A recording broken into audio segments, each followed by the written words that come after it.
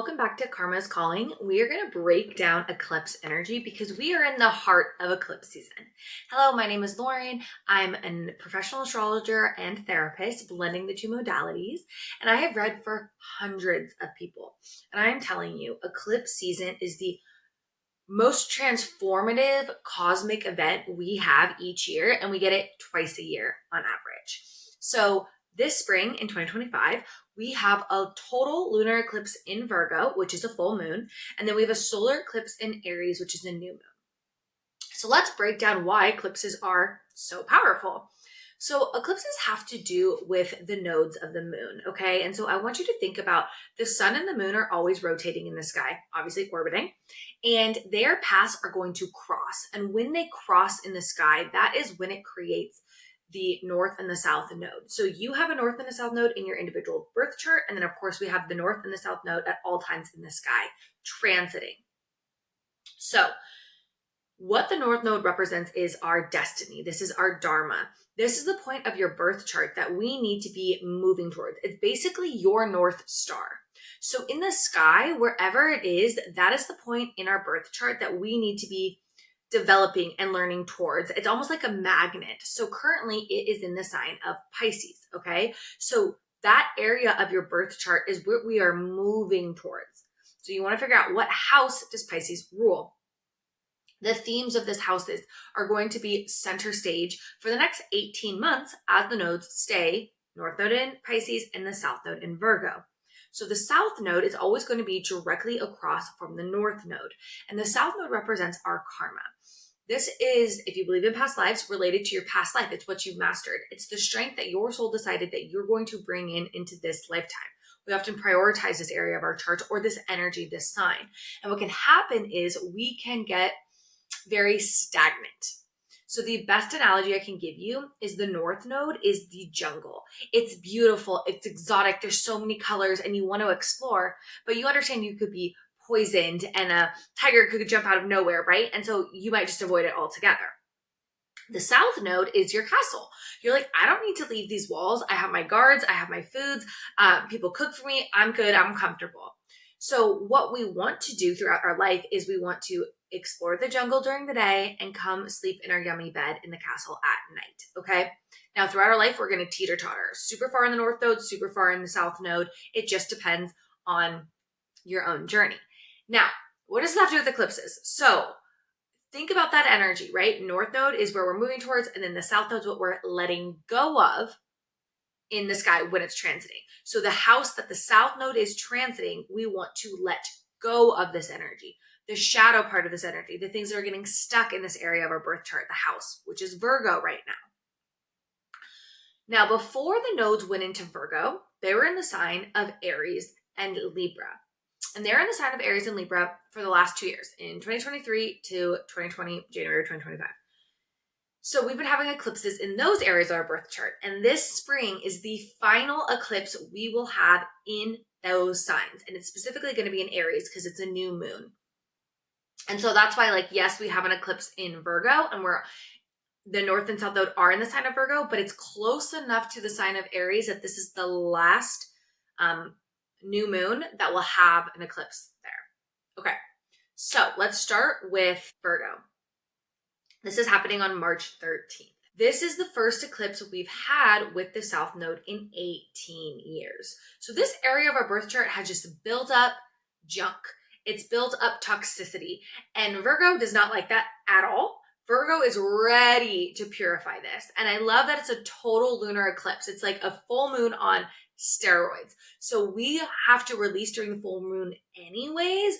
So this is going to activate a lot of releasing. So you might feel like, why is everything changing in my life?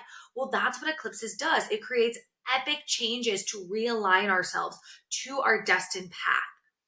So it's almost like taking the garbage out. This is what it's feeling like.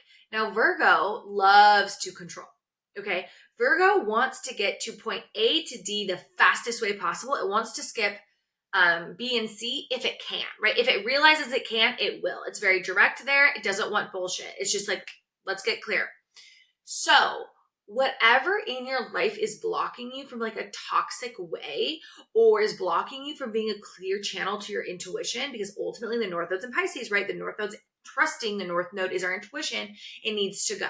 So if it's your job that's creating you to be in this really negative headspace, it needs to go. If it's your relationship, it needs to go. If it is your health, you got to fix it, right? Maybe it's just your room is so dirty that you literally can't think straight and you're going to have an urge to clean it. There is something that needs to be cleared out. Now, obviously, look at the house that the South Node's residing in. It's going to give you clues of what your soul needs to focus on. So, for example, if it's in the 11th house, friendships. If it's in the 4th house, something around your home. If it is in your 5th house, what blocks are blocking you from being creative? Now, Virgo wants to be in service to the world. Virgo was a healer. She was an earth goddess coming down, keeping her mind, body, and soul completely clear so she can heal people, which is why she has a very strict routine. And she rules the 6th house of routine and also rules the house of service to others. It's important to figure out, how can I give back?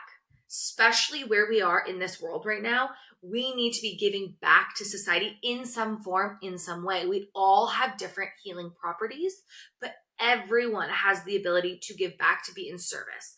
So it's being more practical with your life right now. And this is all going to be highlighted on March 13th, okay? Now, this is going to be a long transit. So things that are leaving your life, keep them out. They're being eclipsed, literally eclipsed, for a reason. The ego is going to be attached. The ego's not going to understand why. Trust me, I get it. My husband just lost his job. He's a Virgo rising. Makes sense. It's squaring his 10th house. However, that job was toxic as fuck for him, right? And even though it's scary, we have a 4-month-old baby. We ultimately know for our life, this is going to get him closer to his purpose. It's going to get him closer to me, his family, because he's not working a job that is soul sucking. So trust the process, okay? I often say during eclipse seasons, we are in the passenger seat, not the driver's seat. So whatever happens, we just roll with it. We flow with it, especially because Venus and Mercury will be retrograding. Well, Venus is, and then Mercury retrogrades the next day. That is a time just to revise, reflect, observe. Now, the portal between eclipse 1 and eclipse 2, because eclipse seasons always come with a full moon and a new moon, always. There's always those 2 weeks. Have a little bit more heightened energy. Typically, people feel more anxious because there's like more light, more energy coming to earth. So we really have to be intentional with our grounding skills, because you might even feel anticipation, like something's going to happen, because your soul understands the timeline that something's going to happen. And I'm not saying it's going to happen right on the eclipse. Sometimes it does, sometimes it doesn't. For us, it was literally March 3rd, and then his final day is March 14th, the day after the eclipse. Like, right? It doesn't have to be on the eclipse. It's going to almost have a snowball effect. Something might happen, and then it's going to pick up speed as it rolls down the hill over the next 6 months until our next eclipse season. So trust that process. Now, I really mentioned Virgo is around releasing control, because we need to move towards Pisces trust, where the North Node is, right? Where Saturn is. Well, these 2 weeks, I need you to focus on the Aries energy of your birth chart, that house. Because even though this is like the final eclipse in Aries and Libra, so it's almost like an ending, it's also a brand new beginning. We're ending out this cycle with a solar eclipse in Aries. Aries rules the self. Aries rules our own passions. Aries rules that spark of life from the very beginning, right? And it's how we grow something that we love. Think about fire. You can just look at it for days. That's Aries energy. You just want to absorb, and they just go. And they often think before they go, right? They're competitive. They don't get off the gas. That's this energy that this eclipse is giving. It's bold. It's saying, what are you going to start? What are you going to do? And I don't think it's a coincidence that Venus and Mercury are retrograding in the sign of Aries right before this eclipse, all month, right? We have Venus from literally March 1st to March 27th in the sign of Aries. Venus is our pleasures, it's our values, it's our love and our money. And then it continues to retrograde back into Pisces, our intuition, 2 days before the eclipse. And then Mercury, the planet of our mind, how we communicate, how we think, how we do projects, is retrograding in Aries March 14th through the day of the eclipse on the 29th before it jumps back into Pisces. And why I think this is so significant is, remember, retrogrades are times that we revise and reflect. So it's a cosmic rhythm to stop in Aries and literally like boost us, give us that final lesson we need after those 2 years of the North Node in Aries, which remember is a magnet saying, come on, let's move to this. What do you want to birth? What's your passion? It's time to do it now. And why I think Pisces is so imperative with all of this is because Pisces is how we intuitively know what to birth. Venus will be conjunct the North Node and Saturn, our karma and our destiny. And Venus is the planet of love and money. And I guarantee whatever you're birthing is going to have to do with something like that because that's life. What we enjoy in life is Venus. And then on March 29th, we have this massive solar eclipse. And eclipses bring endings because there's always a lunar eclipse, right? But then new beginnings, the solar eclipse. And this is oftentimes why we see engagements, we see babies, we see weddings, we see job losses, we see moving, all these major things happen in eclipses. And I'm telling you, client after client after client, I can track when they have an eclipse in their first, fourth, seventh, or 10th, because a significant thing happened in their life. Or if their nodes are in the same signs. It's crazy. So if you want a reading, of course, go to my website, The Lunar Child, and we can show you how this all works. But besides the point, as you can see, this solar eclipse in Aries is giving us that last boost we need. And I have seen so many clients recently have a passion, have something that they truly want to go do, but they are terrified. And they are terrified because of the safety and the stability, and they don't know how it's going to come, which loops me back to that lunar eclipse in Virgo, having to let go of control, having to realize that your soul has a plan. You might not know that plan. You might not understand that plan on a human level. The ego doesn't, because the ego actually thinks it's in control, but your higher self does. And your birth chart does, right? And so your birth chart is the roadmap. So these eclipses that happen twice a year are times that it inches us back on path to get to our own North Node. You know, it's a really cool thing to watch your chart, because if your North Node's your North Star, everything else is how you're going to get to that placement, including your South Node. And right now, moment in time, if we want to zoom out, yes, in your life, be bold, go after that thing and let go of the toxic shit. But also on a collective level, we are going to see a big change, because ultimately, this is the rise of people fighting for their rights. Aries rules war, right? And Virgo wants to let go of the systems, the little routines and structures that don't serve us anymore. And Pluto is just in Capricorn, wanting to get rid of the big structures like banks and governments and all the things that rule us, right? Virgo are the tiny little structures day to day. Capricorn are the big structures. Both of these things have been hit so that we can let them go. So, right, Pluto's in Aquarius, we can rebuild in more of a collective way. And then when we have eclipses in Pisces and Virgo again in the fall, we're going to see how this energy can come more to fruition, okay? We have a solar eclipse in Virgo in the fall and a lunar eclipse in Pisces in the fall, which is going to mimic whatever's starting now for you in that area of your chart. So eclipse seasons are a really big deal. Again, they're just times that big fated events happen. So the big question is, do you manifest with eclipse? This is the thing. Depending on what astrologer you talk to, they're going to tell you different things. I have been trained from my mentors to not manifest on the eclipse, because the universe is already setting things in motion. You as a human don't need to try to control it. And I really like that perspective, because it gives you just a few weeks out of the year, a month out of the year, to not do anything, right? Not do the rituals, not do the manifesting, and just observe. Now, I'm not saying don't meditate and don't ground and don't do maybe some little small ritual around self-care. I think that's great during eclipse season. But I personally just allow the universe to do its thing.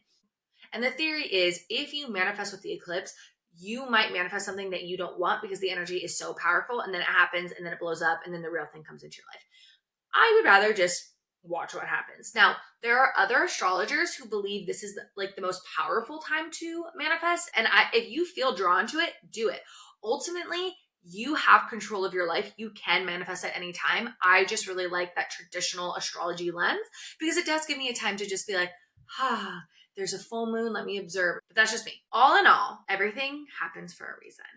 And this North Node Pisces transit, having the nodes in Pisces, is truly going to be making us realize that we have to just flow with what comes at us. We have to just trust what's going on right now in the world, in our life, is exactly what's supposed to be happening so that we can remember who we are at our soul, which are spiritual beings. Pisces is the last sign of the zodiac. Pisces is like, been here, done that. Like, I know where we come from. I understand what's going on. We want to channel that. If we accept what's going on here on earth and we realize that it's all here purposefully, then we get to work with that energy. And we're not rejecting that energy. We're not fighting that energy. We're accepting it and then working with it to tweak it. And so that's what I want you to think about with your life. If something happens and you're like, this effing sucks, why? How can you use that crappy feeling you're experiencing, transmute it into a strength, transmute it into your next step towards your destiny? Because oftentimes when you hit rock bottom, that's when you realize what you need, or that journey to the bottom is then how you rise up because you share that journey with other people, or that skill that you learned when you're at the bottom.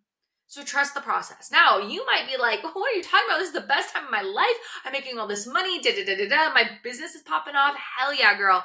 Keep it up. Follow that path. Continue to build that intuition with yourself and that confidence in yourself and that higher self connection. Because if you're popping off right now, if you're getting married, if you're feeling in love, the stars are aligned for you. I love that for you. So that's eclipse season. Check back next week. I think I'm going to do a more like individual chit chat with you guys around my eclipse journey thus far, as I gave you a little teaser in there, and how I'm coping and dealing, and we can do it together. So drop a comment below. Are you going through big transformations? What is happening for you? Keep us updated. Tell us your rising sign and what house is going in. It's so fun to like track other people's transits. It just really builds the validity of astrology. So if you want a reading with your own personal birth chart, of course, again, my website's thelunarchild.com. I offer astrology coaching, astrology readings, and stay tuned because I will be opening my astrology mentorship program for the 4th time. New, improved, bigger than ever, and I cannot wait for that waitlist to open. It's bringing eclipse energy. So, like, subscribe, share with a friend, and I'll see you next time.